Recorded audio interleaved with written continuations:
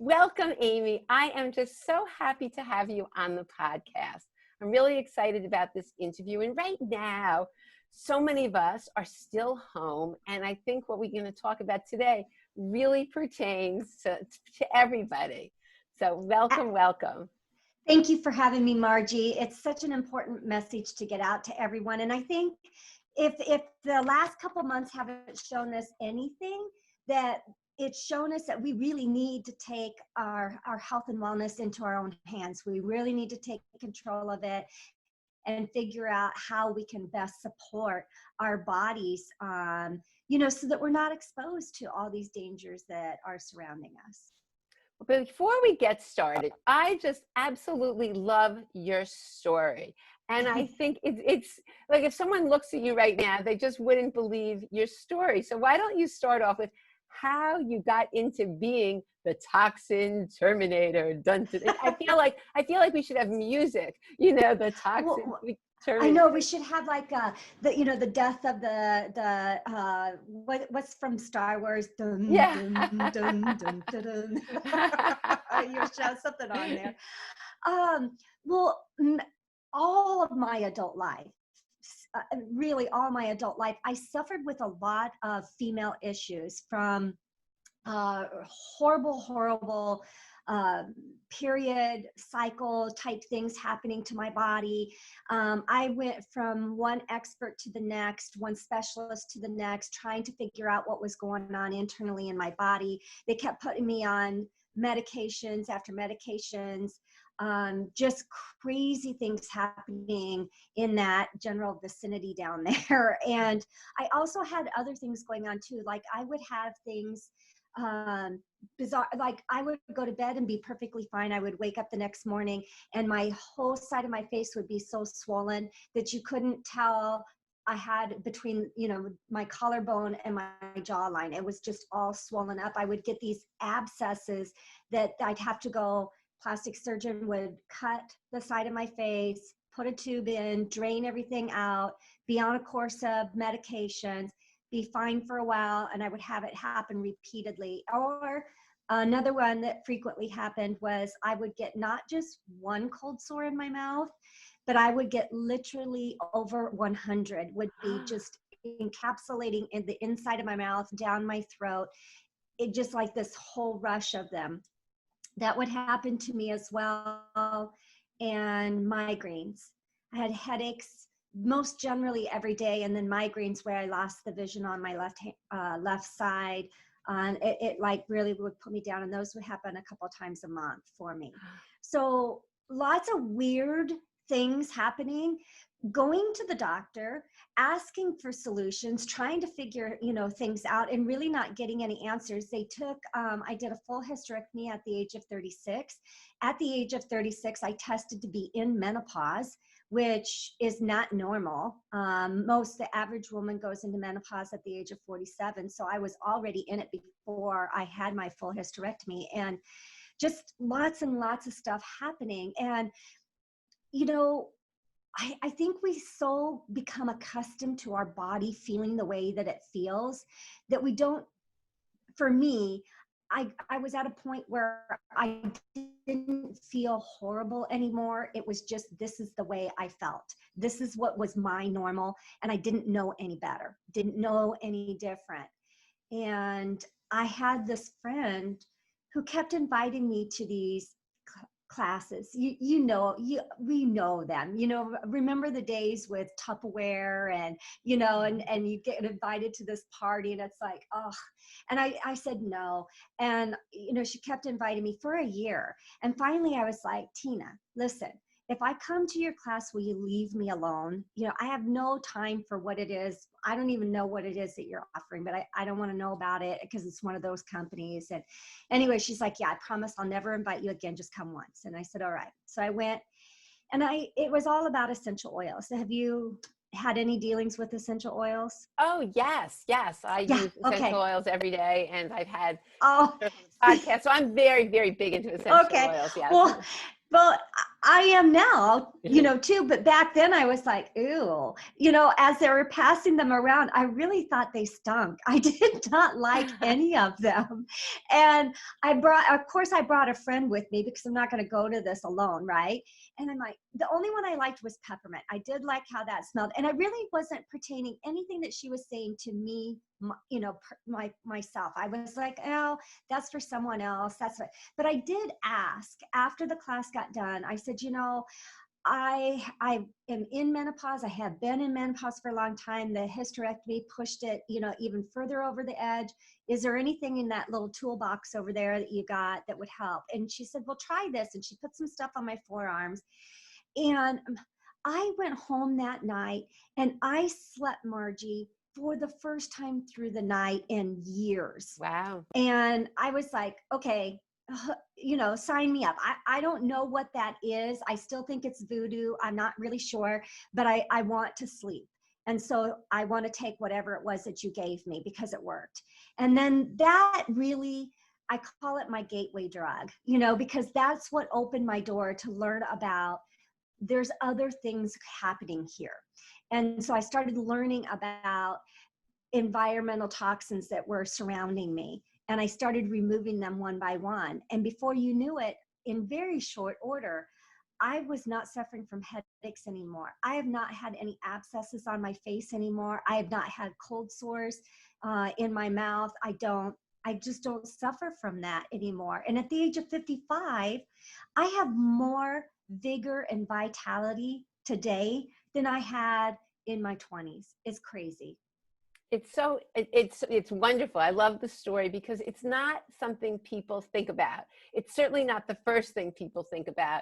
And even when I work with clients and patients, when we get to that point, when we talk about that, they're like, oh yeah, like they think, are you kidding? Come on, how big a deal can it be?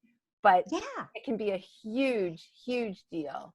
It is. I can tell you, and right now, that just getting rid of synthetic fragrance out of my house eliminated my headaches instantly, absolutely instantly.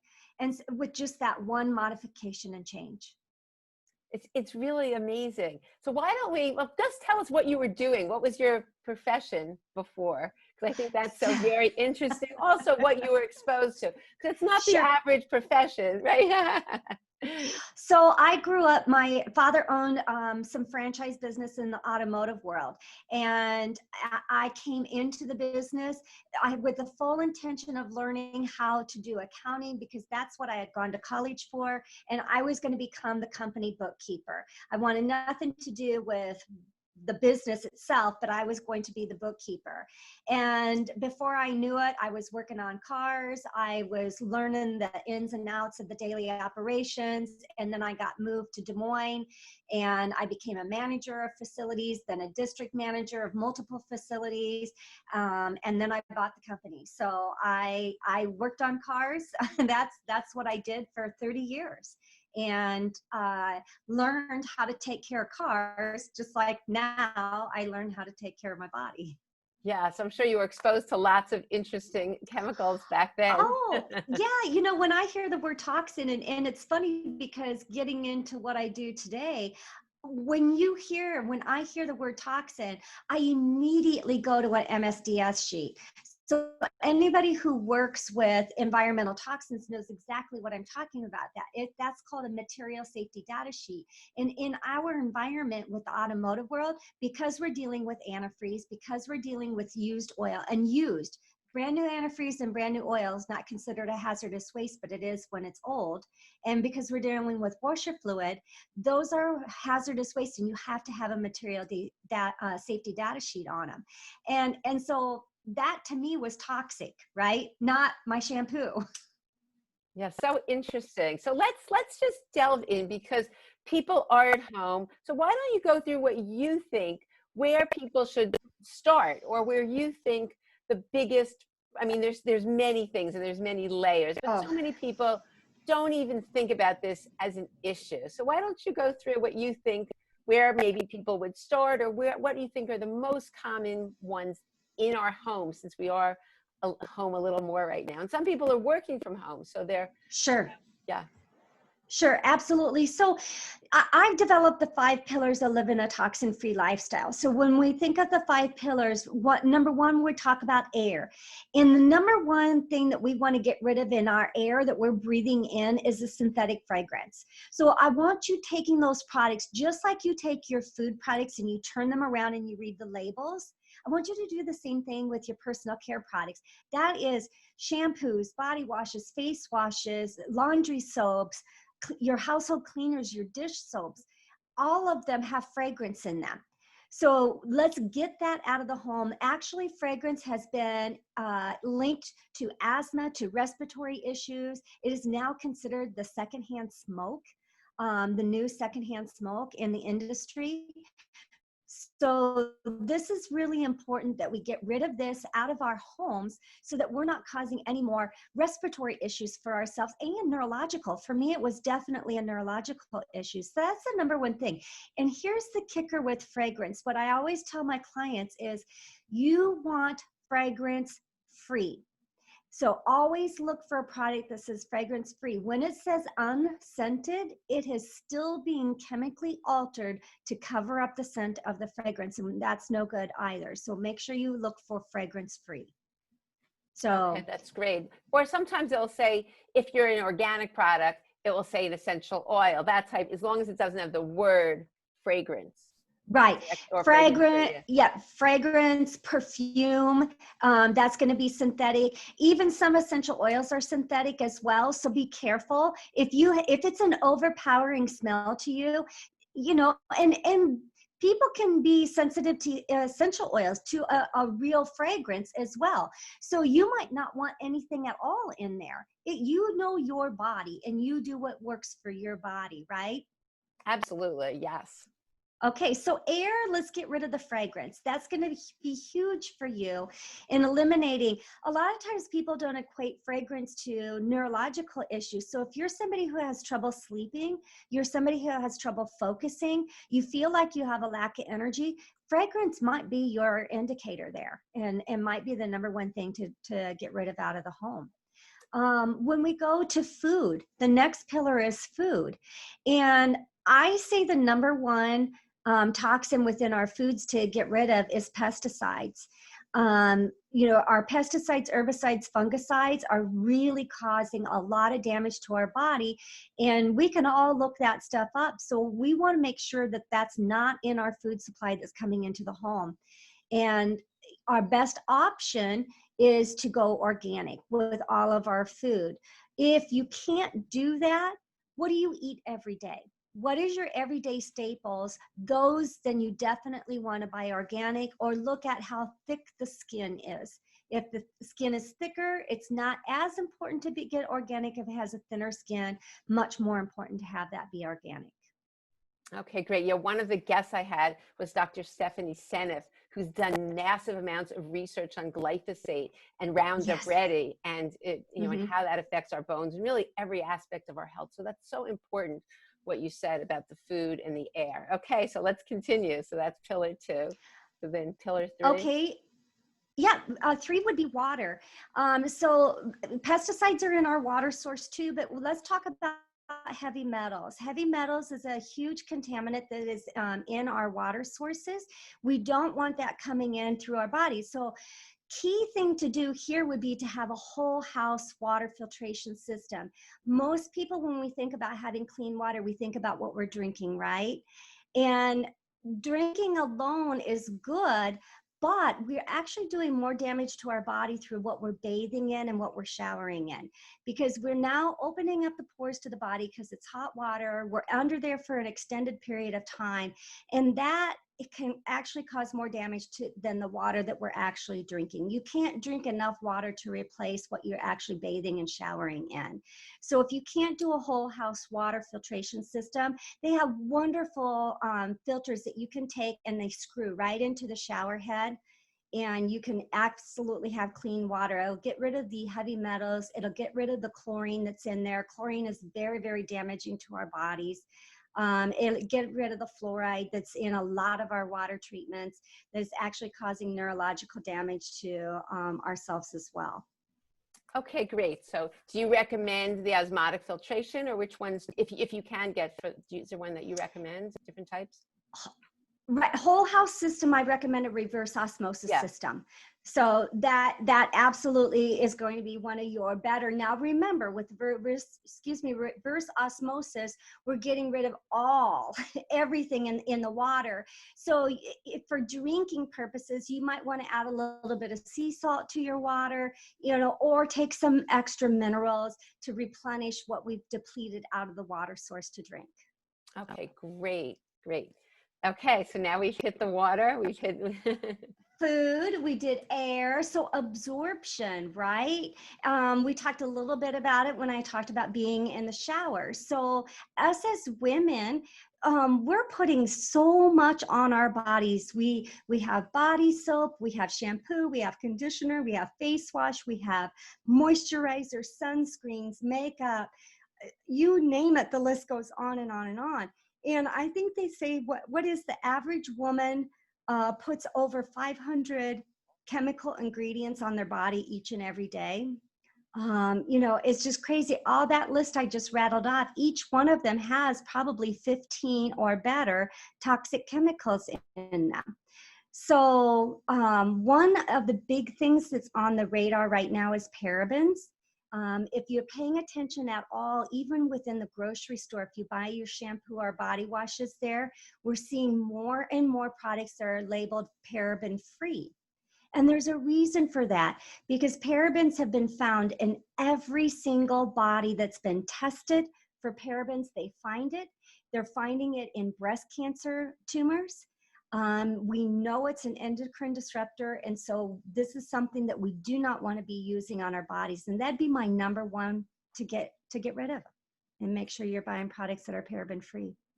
Okay, great. And the interesting thing with all of these, anything that's an endocrine disruptor is going to affect our bones. It affects your hormones. It affects every single part of our health. So that's so important. In terms of, what about right now? Everybody is living on hand sanitizers. So let's talk about chemicals in those, because truly at the beginning, nobody cared. Let's just prevent the virus, and let's just do whatever we can so that we're not spreading coronavirus. I mean, that was the key. So nobody cared what was in these, but you really can find ones that sanitize and that are safe as well. So do you want to talk about that a little bit? Sure. So first of all, to prevent any disease from happening, soap and water is what we need. And to wash our hands with soap and water, for 20 seconds. We've all heard this repeatedly over and over again. Hand sanitizer has not been shown to work any more effective than plain old soap and water on our hands to clean and disinfect. Now, if you don't have the option of soap and water, you're out and about and that's just not handy and it's not available to you, then the hand sanitizer is definitely something that you'll want to use. I carry a hand sanitizer in my purse. I have one in my car, just so that when I was back in Arizona, I was taking care of my mom who had a kidney transplant right before all of this went into effect. So I needed to make sure that my hands were clean.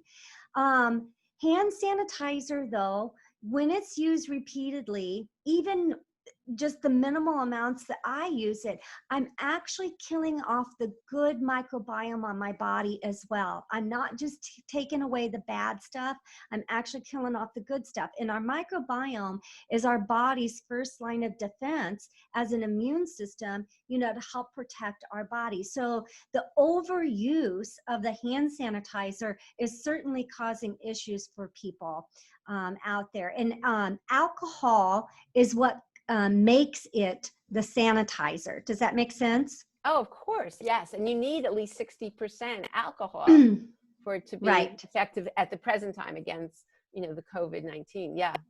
Right. So alcohol it is what makes anything different as being a sanitizer. A disinfectant, we can use hydrogen peroxide, which is an ingredient you can get. Well, 2 months ago, we couldn't get the shelves were wiped clean of it.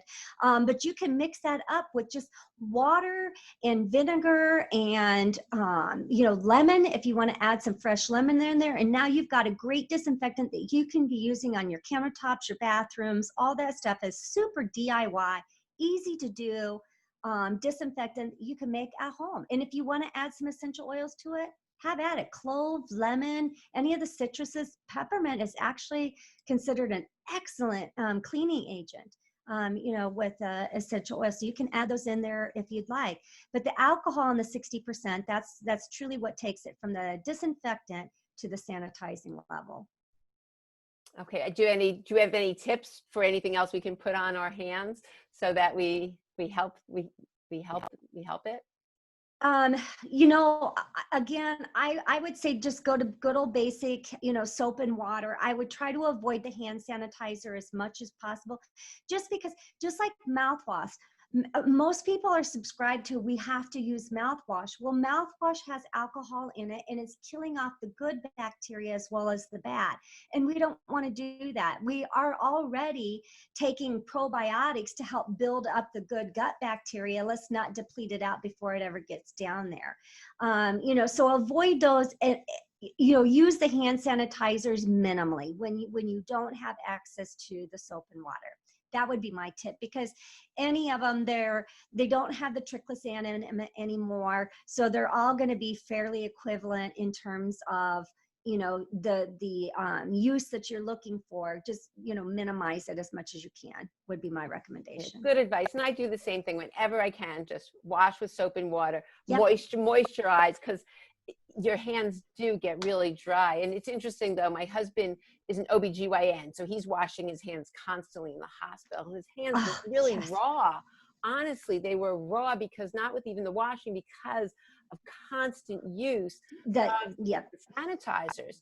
So just switching to washing and also what you're washing with and adding moisture, I think helps as well. But moisturize with something that's got, that has a good aloe and vitamin E. Those are so soothing to the skin, especially if you're in that environment. In the medical field, they are forced. They have to use all these products. So if we can use something to help keep the skin, moisturized and not chapping and getting red and raw, because that's what the alcohol is going to do to it. Great. Okay. Good tips. Yeah. Okay. So now let's see. So where are we up to with your 5-step pillars? Okay. So we've gone through all of them except for mental. So, I think that's the big piece, and you're going to love this topic, Margie, with your happiness is, mentally, we can do all the things physically, right? We can change how we eat. We can change how we move. We can, get rid of all of these environmental toxins. But if we are still toxic inside of our head, it's all for naught, because our thoughts actually have an impact on our overall physical health and well-being. And so we need to take a look at, what's that dialogue that you're telling yourself inside your head? Is it serving you good? Is it helping you? Is it promoting you to that next level? Or is it always tearing you down? And are you using words and speaking words over you that are minimizing you and your impact that God created you to have in this life? Absolutely. I see. And that's what I saw years ago as a physical therapist, that the mental piece and people's words and the negativity and the negative self-talk truly manifested itself in the body. I would see, spasms and neck problems and jaw problems, and we needed to address that piece. And we needed that. It wasn't enough to just address the physical. So here, when I love what you're saying in terms of reducing toxins, we have to get rid of all these things, but we can't leave the mental piece. We must go to that. So that's such an important point. And the good news, which I think everyone who's been listening to me knows, I say this all the time, is that we can rewire our brains. And no matter where you start, it doesn't matter. It doesn't matter if you're the most glass half empty person ever, you can improve. And that's, I think, such good news. So I'm glad you included that, because yes, I completely agree. Yeah, one of the things when I was first starting that journey of mindset and really changing my mindset, because I had a lot of negative patterns that I didn't even realize were negative patterns. And so my husband and I worked together, and we decided that we were going to incorporate stop, drop, and roll. So do you remember being a child? Oh, And yeah. when we were going through grade school, the firemen came in and they taught you that if you were ever to be on the fire, then what you want to do is drop to the ground and roll. And that's going to help put the fire out. And, I've never used it so far in my 55 years, knock on wood. But I viewed my brain as being on fire. When I had such negative thoughts and such negative patterns, it truly was on fire. So my husband said, let's do the stop, drop, and roll. And I did that. I literally stopped in my tracks, dropped to the floor, and rolled. Now, thankfully, I worked at home, so I could do this, right? But I needed that physical release to snap me out of that pattern that I was doing, and that I could choose now. Now I could identify it, and I could choose that's not serving me anymore, and I need to replace that, or I choose to replace that with a different verbiage, a different phrase, a different word. So incorporating the stop, drop, and roll was one of the best things I ever did. And I didn't have to do it long, but I did need to do that. And journaling, just sitting with an open book and just being able to journal and just let it go. Just start moving your pencil or your pen, and thoughts will start coming out, and just being able to get it out of the head, down on paper, and release it out of the body was super healing for me. Oh, I love both those. It's interesting. That's like a major pattern interrupt. I usually have people tap their hand, because you're right. Most people don't realize that everything coming out of their mouth, well, truly 80% of our thoughts are negative. So Yes. we're wired for negativity, but most people don't realize that, they're just going on and on. And so just catching yourself. And so one way I would do it is just sometimes having people tapping, but stop, drop, and roll is really going to stop you. And then that's funny. I was extreme. Hey, it worked. That's so funny. I've never tried that, but that's a very interesting concept for someone who really doesn't seem to be able to get out of that pattern. Well, and I did the things where I had the rubber band and tried to do the snapping thing, or take the bracelet and move it to the other side, and those types of things. And it just, for me, it didn't work. I needed more extreme intervention. Oh, that is so funny. And I also journal as well. I do that every single day. I do my meditation, and then I just write. And it's so amazing. My daughter had given me a book when she was in Thailand, and it's just this beautiful book. And when I journal, I throw it out. I don't save what I write, because I just write thoughts and keep going. But sometimes I get these amazing messages. They are so profound. So in this beautiful book that she bought me, I'll write down when I get one of these amazing messages. I just write it down, and I have a whole book of it. I think I started it, in 2015. So it's been a while now. And I love that. And sometimes I look back, and it's just such a wonderful habit. It's also a way of, if something is on your mind, writing it down and just seeing what comes to you with solutions and just all sorts of things. So I love the fact that you mentioned that. Great. Absolutely. So Aimee, we all cook, and we're all home more, and people are cooking more. So what do you recommend in terms of cookware? Because that's really an issue. It really is. And here's the thing is, there's a couple options that are better. But first of all, we want to avoid lead. We want to avoid, the heavy metals that are going to leach into our foods. We want to avoid that nonstick cook surface that we've all gotten really used to using, right? We want easy. We don't want anything sticking on there. So that's what we don't want to have. In aluminum. Aluminum is such a soft metal that it leaches very easily into our food sources. So we don't want to have that. We're going to look for things like stainless steel, cast iron, and even ceramic is a better option. So those three, either one of those three are a combination depending on what you're cooking with. You can get, those would be great options to use for your cookware. Oh, that's great. Yeah, I use both stainless steel and the cast Yep. iron. But the interesting thing is, so often you'll go in a store and they say, oh, there's no problem with the non-stick as long as you don't scratch it. But that's really not the case, because, right, even little scratches can make a big difference. It's the scratches that flex it off into your food. And it's also the heat. When it's heated up to a high enough temperature, that's off-gassing into the food. It's just, it's getting into, it's being absorbed into the food that you're cooking on there with.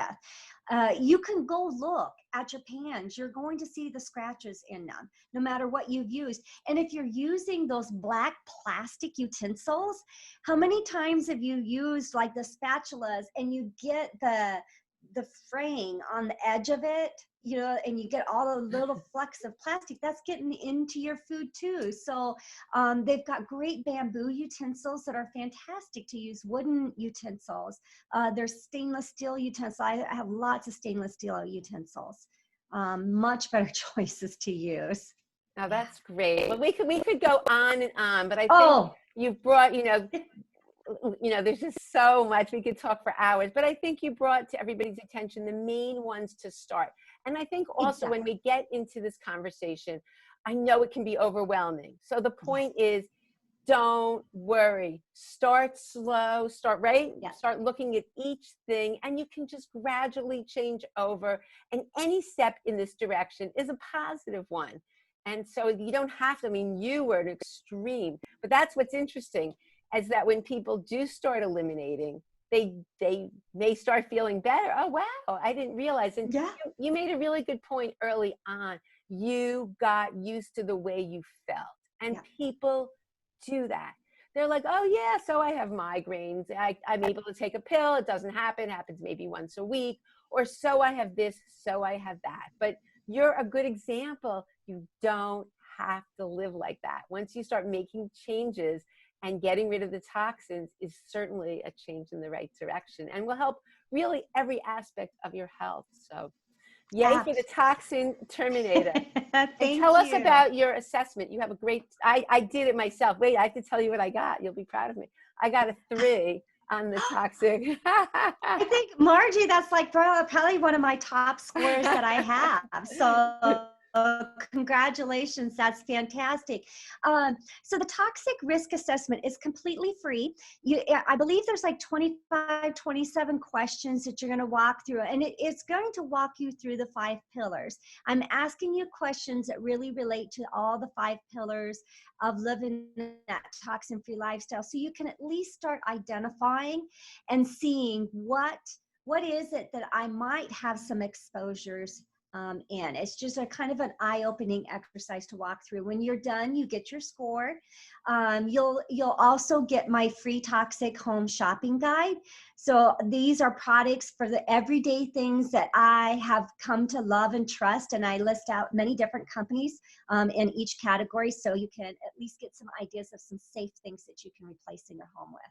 Oh, that's great. That's really, because a lot of people don't realize. So that's the good news. And it's easy. I think this is an easy substitution. That's, certain things maybe aren't as easy to do, but this is simple. This is something everybody can incorporate in their life. And what I have found is that when I had made the substitutions for things, I like the new product better, or I like the new makeup better. That it's really funny, because years ago, way back, when this first started, the options weren't so great. Now, fabulous. Yeah, they're all over the place. And I want to reiterate, a point that you were making too, that this does not have to be overwhelming. We are never going to get rid of all toxins. We're just not. They're everywhere. So what we have to do is make our best choices in eliminating the exposures that we have. and take it step by step. It took me over 2 years to get completely toxin free in my home. And I'm still learning more and more every day. I want to say I was toxic free in my home, but I'm probably not, because I learned something new and go, ooh, I need to get rid of that out of the house, as well. So it's a journey, and it's something that will be on for the rest of our life. So don't think that it's something that you do and it's done and it's over. Right. And we definitely do not in any way, shape, or form want this to cause you stress. So Yes. Yes, we just do. Yeah. That'll be counterproductive. So we have your website, and Yes. yes, so that's just aimeecarlson.com, correct? And Yes. and we'll have that also in the show notes, and you can go there for the assessment, and that's great. Is there any last things that you want to leave everybody with? Just everybody is different. What works for one person's body doesn't mean that it's going to work for yours as well. You listen to your body. Your body's talking to you whether you're listening to it or not. And my hope for you is just that you can open your eyes and start listening to those little stories your body's telling you, and just make that next right choice. Oh, that's great. Well, thank you so much. I love all the information and look forward to keeping in touch. Absolutely, Margie. You've been a gracious host. Thank you. Okay, bye.